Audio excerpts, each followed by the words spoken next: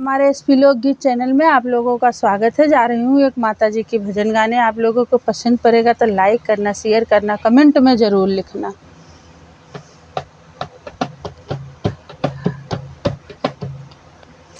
मैया सगरो नगर फेरिया कई के भुलाई गयो मुअर नगरी। मैया सगरो नगर फेरिया कई के भुलाई गयो मुअर नगर। सगरो नगर फेरिया कई के भुलाई गयो मुअर नगरी। रे केहू का दिहु माता धन दौलतिया हो धन दौलतिया। केहू का दिहु माता धन दौलतिया। अरे हमका निर्धनिया बनायो भुलाई गयो मुअर नगरी। माता हमका निर्धनिया बनायो भुलाई गयो मुअर नगरी। माता सौ के नगर फेरिया कई कई भुलाई गयो प्रेम नगर। मैया सौ के नगर फेरिया कई के भुलाई गयो प्रेम नगर। रे केहू का दिहु माता धन दौलतिया है धन दौलतिया माल खजाना।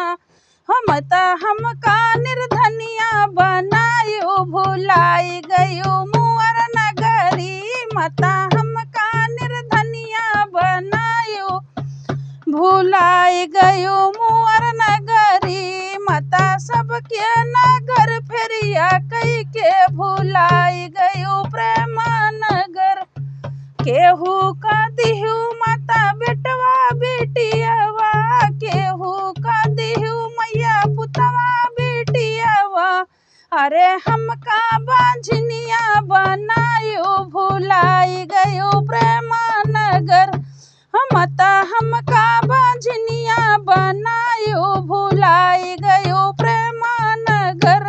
माता सबके नगर फेरिया कई के भुलाई गयो प्रेम नगर। माता सबके नगर फेरिया कई के भुलाई गयो प्रेम नगर।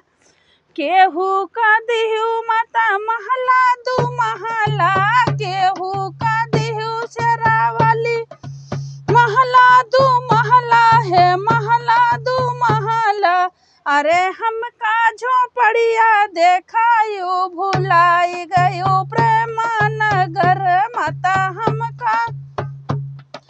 माता हमका झोपड़िया देखायो भुलाई गयो प्रेम नगर। केहू का दिहु माता महला दू महला।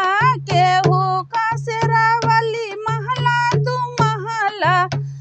अरे हमका झोपड़िया देखायो भुलाई गयो प्रेम नगर। माता सबके नगर पौआ डारियो भुलाई गयो प्रेम नगर। जय माता जी।